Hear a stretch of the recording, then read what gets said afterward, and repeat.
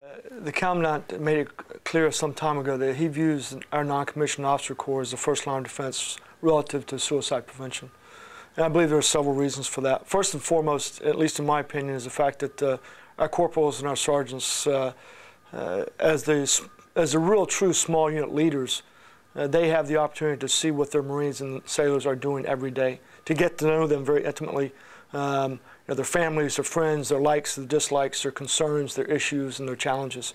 And therefore, if a Marine or a sailor is experiencing some what I would call external stressors to their everyday life, the NCO, who is in contact with them on a day-to-day basis, and should be looking each and every one of their Marines and sailors in the eye every day to ensure that things are going well, or to determine if things are not going well. The Commandant has instituted our NCO suicide prevention training for all corporals and all sergeants inside the Marine Corps.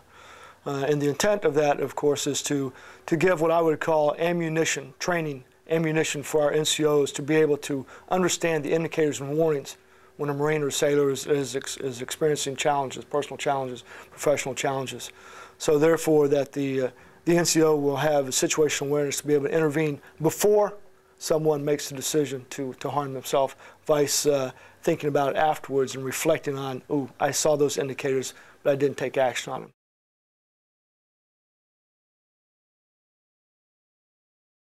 The design of this course, unlike the traditional suicide awareness annual training requirements, is the fact that the Marine Corps has really invested a lot of time and interest in putting this program instruction together. It's peer-led, it's amongst peers, by NCOs, for NCOs, a mixture of videos, mixture of discussions, just a totally different setting than a sit down and watch slides for 45 minutes and then have that training block checked. I mean, this, as part of the NCO suicide prevention training course, it's not just about the teaching of indicators and warnings, but also about resources available.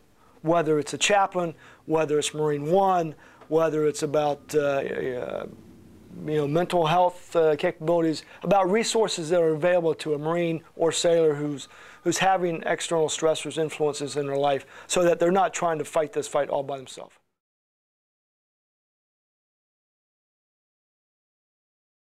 As a young captain stationed here at then 1st Force Service Support Group, now the 1st Marine Logistics Group, within one of the battalions, I had the opportunity to serve as company commander in that organization, and unfortunately one of my fellow company commanders, another captain, decided to end his life because he obviously felt there were external stressors in his life and his personal life that he could not deal with. Left behind a wife and 2 small children. And it's something you never forget. There are ways to bring that to the appropriate level of attention so that someone can, in fact, ask the hard question if required. Are you thinking about hurting yourself?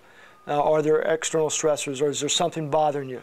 Is there something I can help you with? I would hope that someone, regardless of rank, who sees potential warning signs would be able to step up and have the courage and ask the hard question.